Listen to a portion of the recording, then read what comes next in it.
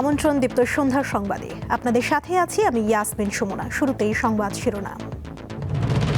হামের উপসর্গ নিয়ে আরো 6 শিশুর মৃত্যু, হাসপাতালে ভর্তি প্রায় 1500 শিশু। বাংলাদেশ সীমান্তে বেড়া দিতে বিএসএফকে জমি দিচ্ছে পশ্চিমবঙ্গের বিজেপি সরকার। টি-20 বিশ্বকাপে বাংলাদেশের না খেলার ঘটনা তদন্তে 3 সদস্যের কমিটি গঠন।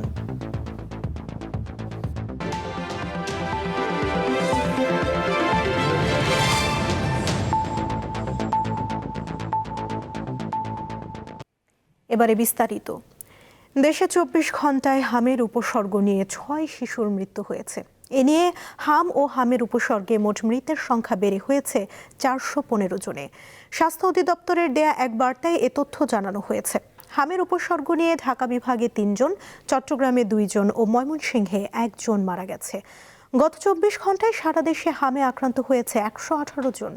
একই সময়ে হামের উপসর্গ নিয়ে নতুন 1341 শিশুর সংক্রমণ রেকর্ড করা হয়েছে। ফলে মোট সন্দেহভাজন সংক্রমণের সংখ্যা দাঁড়িয়েছে 50,500 জনে।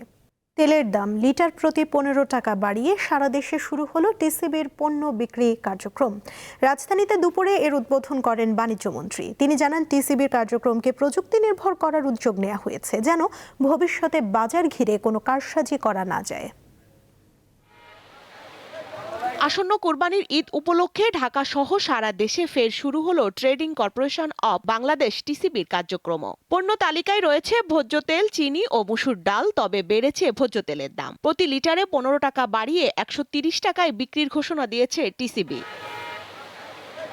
রাজধানীর আগারগাঁওয়ে সোমবার দুপুরে সংস্থার ভ্রাম্যমাণ এই ট্রাক সেল কার্যক্রমের উদ্বোধন করেন বাণিজ্যমন্ত্রী। কিন্তু আগে থেকেই কম দামে পণ্য কিনতে লাইনে দাঁড়ান অসংখ্য মানুষ। সুবিধা অসুবিধার কথা জানান তারা। আগে কিনতাম 200 টাকা, পরে হইলো 30 টাকা, এখন আবার তুমি 60 টাকা। দাম কমান, আর ঈদের আগেই আম করে দিবেন, ঈদের পরও আম করে দেন। 3-4 ঘন্টা দাঁড়ায় থেকে চলে যেতে হয়। এটা নিয়ম শৃঙ্খলার মধ্যে দিলে আমাদের জন্য ভালো হয়। সুন্দর করে শৃঙ্খলা করে যদি মালটা দেয় তাহলে আমাদের জন্য অনেক ভালো সুবিধা হয়। এখানে সামনে ঈদ, মাল আনে 500 লোকের, মাল দেয় আউট লোকেদের 300-200 গোপনে বেচা পালায়। মন্ত্রীর দাবি, টিসিবির আগের তালিকায় অন্তর্ভুক্ত 1 কোটি উপকারভোগীর মধ্যে প্রায় 59 লাখের তথ্য প্রশ্নবিদ্ধ ছিল। বর্তমানে স্বচ্ছ ও গ্রহণযোগ্য পদ্ধতিতে উপকারভোগী নির্বাচন করা হয়েছে। গত সরকার পতনের পরে আমরা দেখলাম যে 1 কোটি উপকারভোগীদের মধ্যে প্রায় 59 লাখই প্রশ্নবিদ্ধ ছিল, ভুয়া ছিল। 1 কোটির মধ্যে 59 লাখ। নতুনভাবে একটি প্রশ্নহীন পদ্ধতিতে উপকারভোগীদের নির্বাচন করার মাধ্যমে আজকে পর্যন্ত আমরা সেই সংখ্যা 80 লাখে এনে পৌঁছেছি। আরো 20 লাখকে সেই তালিকার মধ্যে অন্তর্ভুক্ত করা হবে। এ সময় বাজারে অসাধু ব্যবসায়ীদের কারসাজি বন্ধে উদ্যোগ নেওয়ার কথাও জানান মন্ত্রী। একটা স্বচ্ছ প্রক্রিয়ার মাধ্যমে বাজার ব্যবস্থার উপরে সরকারের মাধ্যমে একটা কার্যকর পর্যবেক্ষণ, মনিটরিং ব্যবস্থা এবং নিয়ন্ত্রণ ব্যবস্থা প্রতিষ্ঠিত করতে চায়।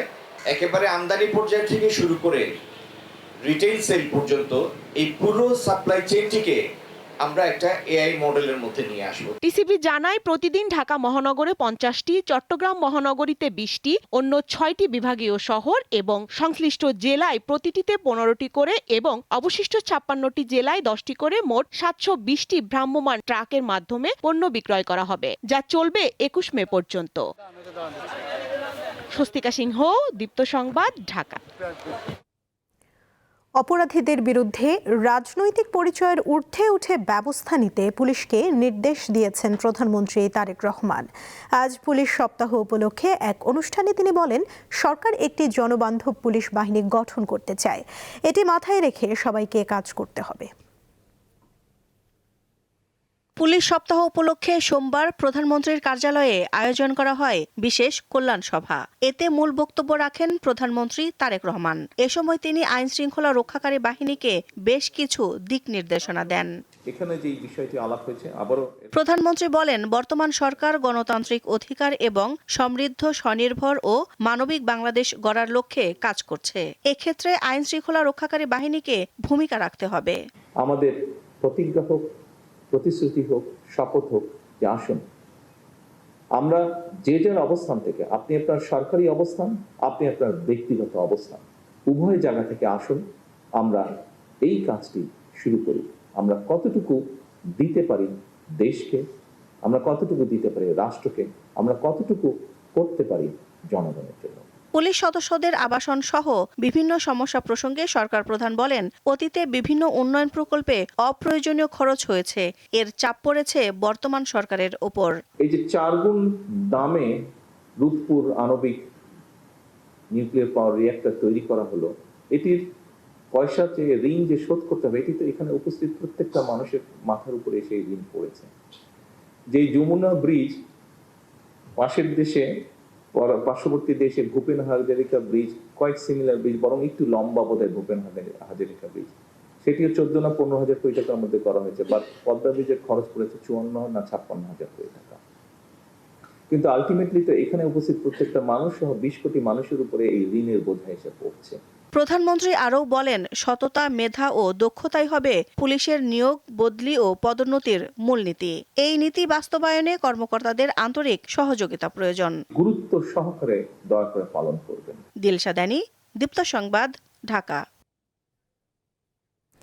শেখ হাসিনা ভারতে বসে বাংলাদেশ বিরোধী কাজ করবে না, এমন আশ্বাস ভারত সরকার দিয়েছে বলে জানিয়েছেন প্রধানমন্ত্রীর পররাষ্ট্র উপদেষ্টা হুমায়ুন কবির। সোমবার পররাষ্ট্র মন্ত্রণালয়ে সাংবাদিকদের তিনি কথা বলেন। ভারত ও বাংলাদেশের মানুষের স্বার্থ বিবেচনায় সম্পর্ক এগিয়ে নেবার বিষয়ে মত দেন পররাষ্ট্র উপদেষ্টা। এছাড়াও পররাষ্ট্রমন্ত্রীর চীন সফরে তিস্তা প্রকল্প নিয়ে ভালো অগ্রগতি হয়েছে বলেও জানান তিনি। চীনের এক্সিম ব্যাংক এই মেগা প্রকল্পে অর্থায়ন করবে বলেও তথ্য দেন তিনি। সময় নির্ধারণ না হলেও প্রধানমন্ত্রী তারেক রহমানের চীন সফরের বিষয়টি নিশ্চিত করেছেন হুমায়ুন কবির। 1,500 মানুষকে হত্যা করে পালিয়ে যাওয়া এখান থেকে এক সন্ত্রাসী হাসিনা এখন আছে ভারতের সভরিন স্পেসে। যে ওইটাও বজায় রাখতে হবে যে ভারতের সভরিন স্পেস থেকে কোনো ধরনের ডিস্টেবিলাইজেশন করার চেষ্টা না হয় আমাদের দেশে, যাতে তাকে ওই স্পেস না দেওয়া হয়।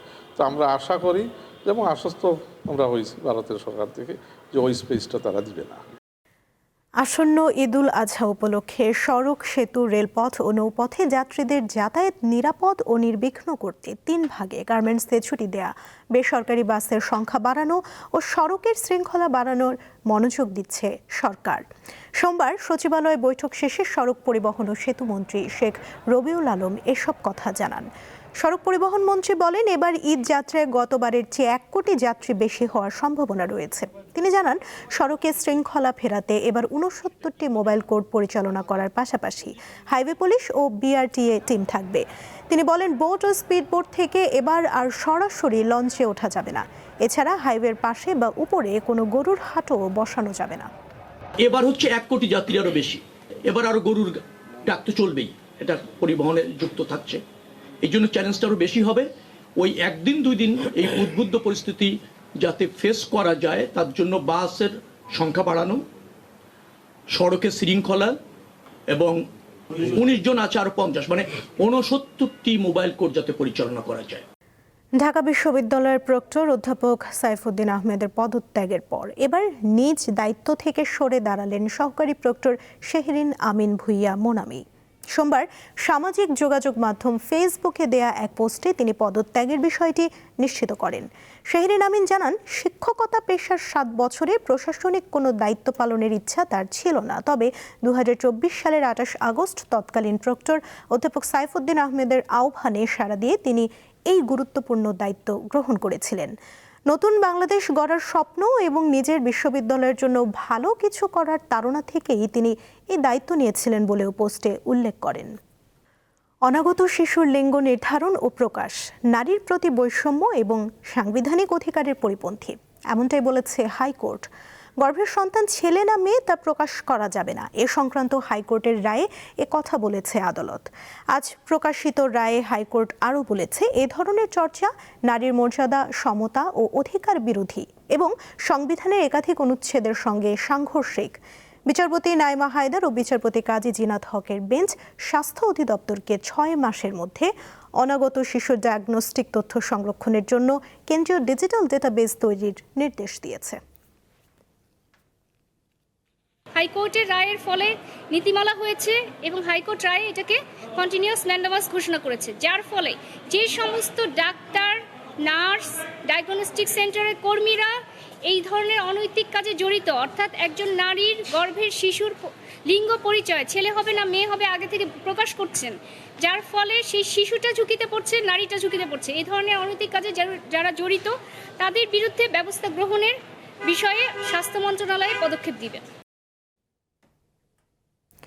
জুলাই গণঅভ্যুত্থানের ঘটনায় দায়ের করা মামলায় সাংবাদিক দম্পতি শাকিল আহমেদ ও ফারজানা রূপাকে জামিন দিয়েছে হাইকোর্ট। ফারজানা রূপাকে 6 মামলায় ও শাকিল আহমেদকে 5 মামলায় জামিন দিয়েছে আদালত। তবে তাদের দুজনকে একটি করে মামলা জামিন না দিয়ে রুল জারি করেছে আদালত। ফলে সব মামলায় জামিন না হওয়ায় তারা এখনই মুক্তি পাচ্ছেন না বলে জানিয়েছেন আইনজীবীরা। সোমবার বিচারপতি KM জাহিদ সরওয়ার ও বিচারপতি শেখ আবু তাহেরের হাইকোর্ট বেঞ্চ এই আদেশ দেন।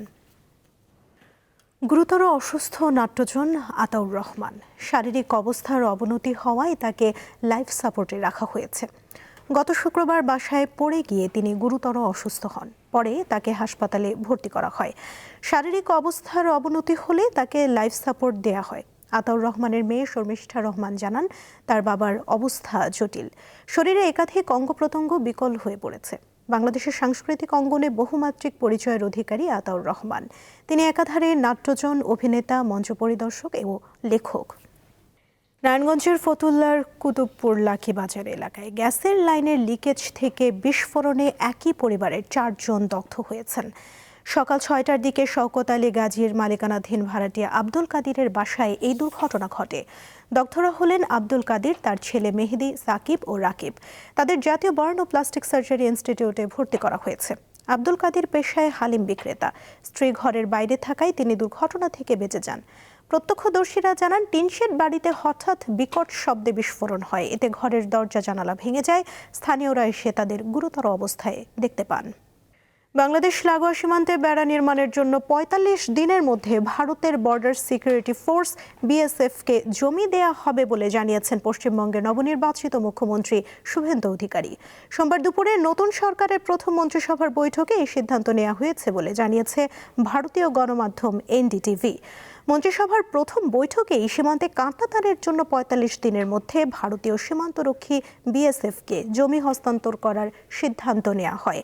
এর আগে একাধিকবার সীমান্তে বেড়া নির্মাণে BSF-কে জমি না দেয়ায় রাজ্য সরকারের বিরুদ্ধে ক্ষোভ প্রকাশ করেছিলেন ভারতের প্রধানমন্ত্রী নরেন্দ্র মোদী এবং স্বরাষ্ট্রমন্ত্রী অমিত শাহ।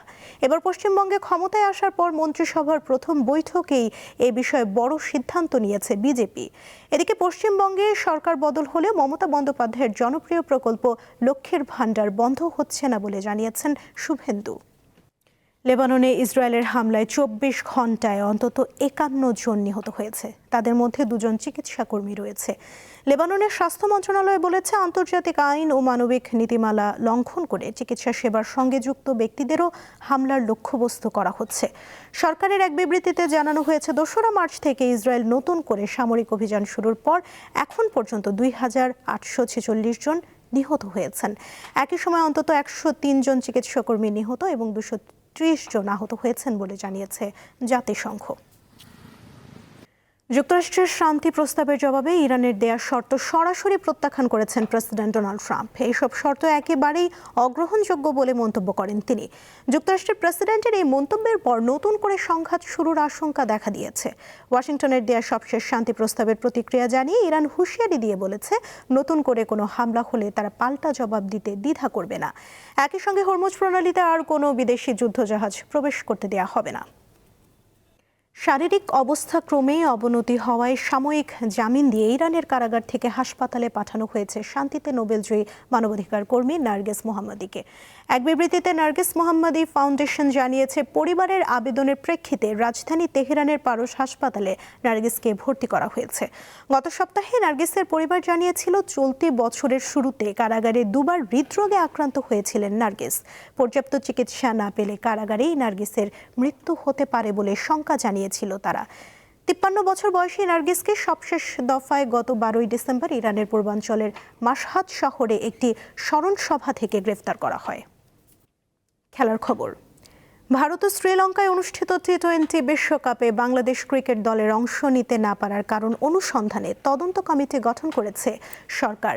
দেশের ক্রিকেট অঙ্গনে ব্যাপক সমালোচনার মুখে 3 সদস্যের এই উচ্চ পর্যায়ের কমিটি গঠন করেছে যুব ও ক্রীড়া মন্ত্রণালয়।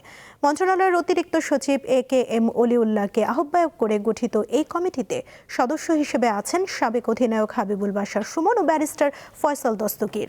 আগামী 15 কার্যদিবসের মধ্যে দলটির বিশ্বকাপে খেলতে না পারার কারণ এবং সংশ্লিষ্ট কর্তৃপক্ষের গাফিলতি খতিয়ে দেখে প্রতিবেদন জমা দিতে বলা হয়েছে। এর আগে মুস্তাফিজুর রহমানকে IPL থেকে বাদ দেওয়ার ঘটনায় নিরাপত্তা নিয়ে উদ্বেগ তৈরি হয়। এরপর থেকেই খেলোয়াড়, কোচ, কর্মকর্তা ও সাংবাদিকদের নিরাপত্তা নিয়ে প্রশ্ন তোলে BCB। এরপর সেই পুরো ঘটনায় এবার তদন্তের আওতায় আনল যুব ও ক্রীড়া মন্ত্রণালয়। দীপ্ত সন্ধ্যার সংবাদ শেষ করার আগে শিরোনামগুলো জানিয়ে দিচ্ছি আরও একবার। হামের উপসর্গ নিয়ে আরও 6 শিশুর মৃত্যু, হাসপাতালে ভর্তি প্রায় 1500 শিশু। বাংলাদেশ সীমান্তে বেড়া দিতে BSF-কে জমি দিচ্ছে পশ্চিমবঙ্গের বিজেপি সরকার। টি-20 বিশ্বকাপে বাংলাদেশের না খেলার ঘটনার তদন্তে 3 সদস্যের কমিটি গঠন।